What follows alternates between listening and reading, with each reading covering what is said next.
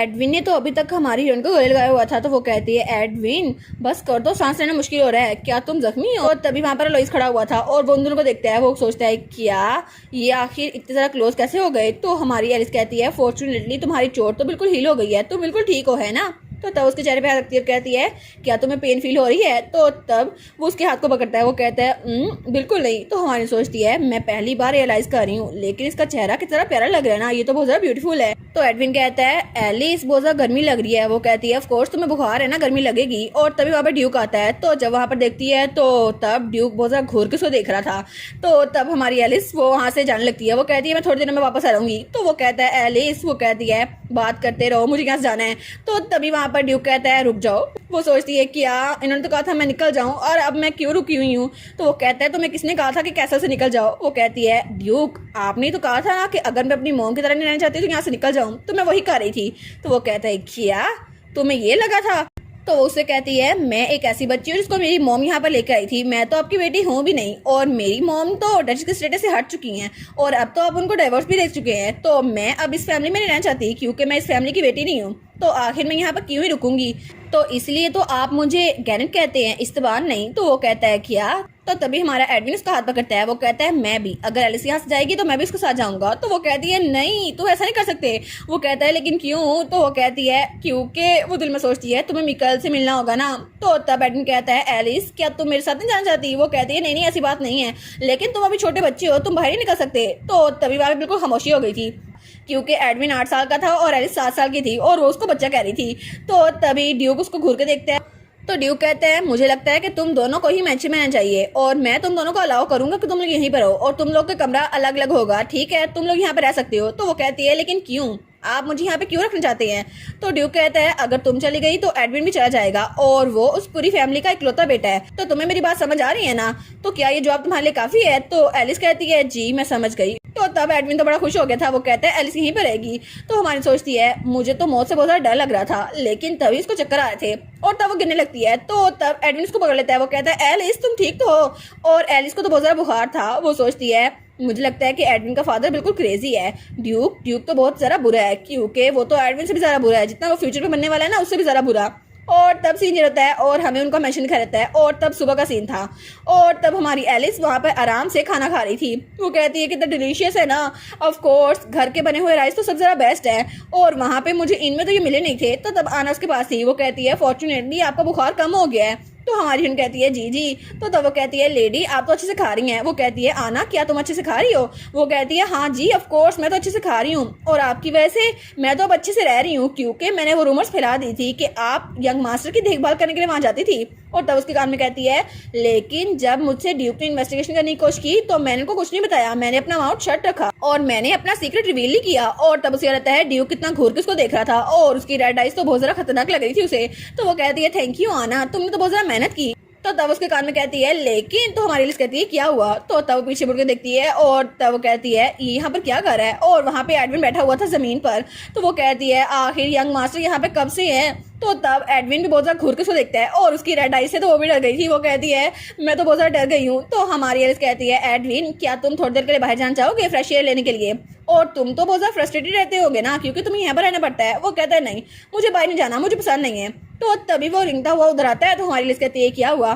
तो तब वो कहता है अगर तुम्हें मुझे नहीं देखना तो मैं बैठ के नीचे छुप जाता हूँ। तो हमारी लिस्ट कहती है नहीं नहीं मुझे तुमसे नफरत नहीं है, तुम यहीं पे रह सकते हो।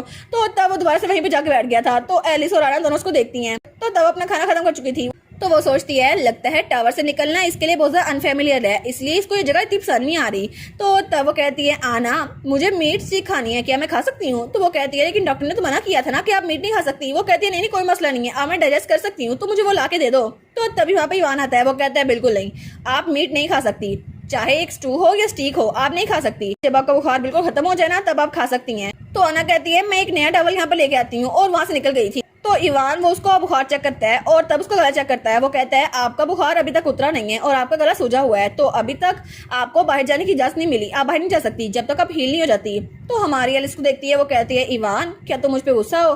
तो इवान लिखते लिखते उसका कलम रुक जाता है। तो हमारी एलिस बड़े प्यार से उसको देख रही थी। वो कहती है मुझसे बात नहीं करोगे इवान? तो इवान अपना कलम वहां पे उस पेज पे तोड़ देता है।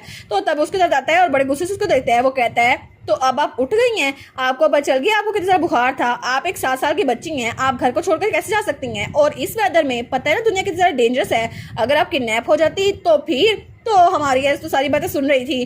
तो तब वो कहता है अगर आपको ये पसंद नहीं था फिर भी आप मेरे घर आ सकती थी ना, और आपको मैं इतना हार्टलेस लगता हूँ कि एक बच्ची को जगह नहीं दे सकता। तो वो कहती है ईवान, तो ईवान वहाँ पे बैठ गया था। वो कहता है एक्चुअली मैं तो बहुत ज्यादा फिक्रमंद हो गया था। तो हमारे लिए स्माइल करके कहती है मुझे माफ कर देना, मेरी गलती थी, लेकिन अगर अगली बार ऐसा कुछ हुआ तो मैं सीधा तुम्हारे घर ही आऊंगी। तो ईवान भी स्माइल करता है।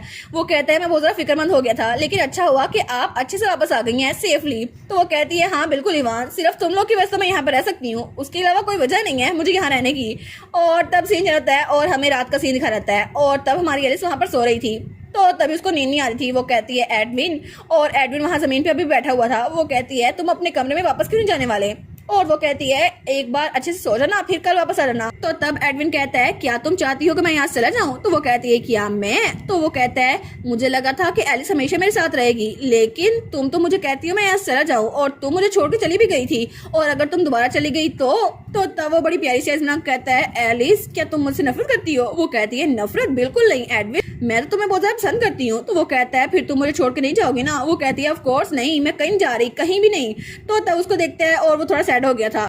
तो हमारी एलिस उसको देखती है और तब वो अपनी बेड की तरफ इशारा करती है। वो कहती है ठीक है एडविन इधर आ जाओ, जमीन बहुत ज्यादा ठंडी है, चलो आराम से सो जाते हैं। तो वो कहता है किया। तो तब वहां पर आ गया था और बिल्कुल एक छोटी सी बिल्ली बना हुआ था। तो तभी वो आराम से कंबल लेकर लेट भी गया था। तो हमारी कहती है ठीक है तो तुम यहाँ पे कंफर्टेबली लेट सकती हो, ठीक है। तो तभी एडविन उसको देखता है और तभी उसको नींद भी रहती है, वो आराम से सो रहता है। और हमारी एलिस उसको देखी जा रही थी। वो सोचती है मुझे लगा था ये बहुत ज्यादा डिफिकल्ट होगा, लेकिन फिर भी अब से मुझे मिकाइल से और मिलना होगा ताकि मिकाइल और इसके दरमियान कोई रुकावट ना आए। और तभी उसकी आंखें बंद होती है। वो सोचती है ये सारी स्टोरी अच्छे से जानी चाहिए ताकि फ्यूचर में कोई मसला ना हो। लेकिन दूसरी तरफ हमें मैंशन का एक और सीन दिखा रहता है जहाँ पे करीना उसकी मॉम कैद थी और वो अपने नाखून छुपा रही थी। वो सोचती है आखिर में ये सब कुछ ऐसे कैसे हो गया, मेरा प्लान मेरी तरफ बैकफायर कैसे कर गया, एलिस विच से कैसे मिली, और उस लेटर के बारे में डैम इट ये सब कुछ कैसे हुआ, ये नहीं होना चाहिए था। और वो तो बहुत ज्यादा घबराई हुई थी। वो सोचती है क्या अगर ऐसा हुआ तो वो मुझे जान से मार डालेगा। लेकिन तभी वहां पर कोई आता है। तो तभी वो कहती है ड्यूक आप मेरे साथ ऐसा नहीं कर सकते, और वो उसके सामने गिर गई थी। वो कहती है मुझे कुछ नहीं पता था, मैं कह रही हूँ ना मुझे कुछ नहीं पता था, मुझे नहीं पता तुम्हें वो लेटर किसने भेजा, मुझे कुछ भी नहीं पता। तो ड्यूक कहता है इससे फर्क नहीं पड़ता कि लेटर किसने भेजा है, सिर्फ फर्क इससे पड़ता है कि उस लेटर में जो लिखा था वो सच है या नहीं, और ट्रायल वो ओपन होने वाला है इसलिए सारे चार्जेस एडमिट कर लेना। वो कहती है क्या? तो वो कहती है लेकिन अगर कसूरवार मैं हूँ तो कसूरवार तुम भी हो, तुम्हें पता था कि एडविन तुम्हारा बेटा है, लेकिन तुमने उसे टावर में कैद करके रखा और इसीलिए मैं वहां पर जाती थी। तो ड्यूक कहता है तुम्हें सच में लगता है कि तुम अपने माउथ से ये कहोगी और मैं कबूल कर लूंगा? ये सब कुछ सिर्फ तुम्हारी वजह से हुआ था, अगर तुम वो सब कुछ ना करती तो मैं उसको अपने पास रखता।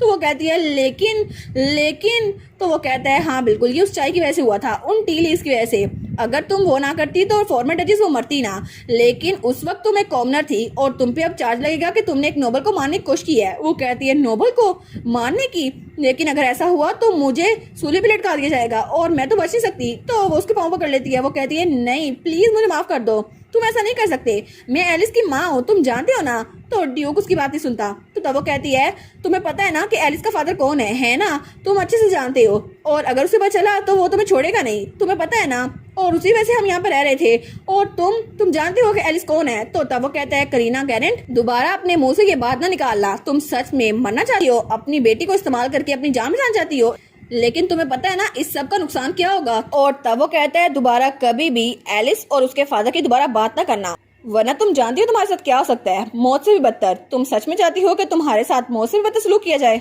तब करीना तो बहुत ज्यादा डर गई थी और वो पीछे रहती है। तो ड्यूक कहता है मुझे 2 बार कहना बहुत ज्यादा नापसंद है, तो कोर्ट में अगर तुमसे पूछा जाए तो मर्डर चार्जेस को एक्सेप्ट कर लेना, अगर ऐसा हुआ तो तुम जिंदा रह सकती हो। तो वो कहती है ठीक है तो मैं ये करूंगी। और तब हमें 1 हफ्ते बाद का सीन दिखा रहता है जब उस इंसिडेंट के बाद हमारी हीरोइन वो तो स्टीक खा रही थी। वो कहती है कितना डिलीशियस है ना एडविन। तो एडविन वो खा रहा था। वो कहती है और खाओ ना, और वो सोचती है आज ही मुझे इवान ने चेक किया और उसने कहा तुम ठीक हो गई हो। और तब वहां पर एडविन तो आराम सो रहा था। दिन के वक्त वो पूरा दिन मेरे पास ही रहता है, लेकिन रात के वक्त वो अपने कमरे में चल जाता है और फिर भी वो बहुत ज्यादा उदास होता है। तो तभी वो बटलर के पीछे वहां पर जा रही थी और तब वो कहती है फाइनली वो दिन आ ही गया जब एडविन का रूम पूरा तैयार हो गया और अब वो टेम्परेरी रूम से अपने परमानेंट रूम में जाएगा। तो तभी वो लोग वहां पर रुकते हैं। तो बटलर कहता है ये जगह है आपकी। तो हमारी एलिस कहती है एडविन तुम्हें यहाँ का रास्ता याद हो गया ना? वो कहता है हाँ।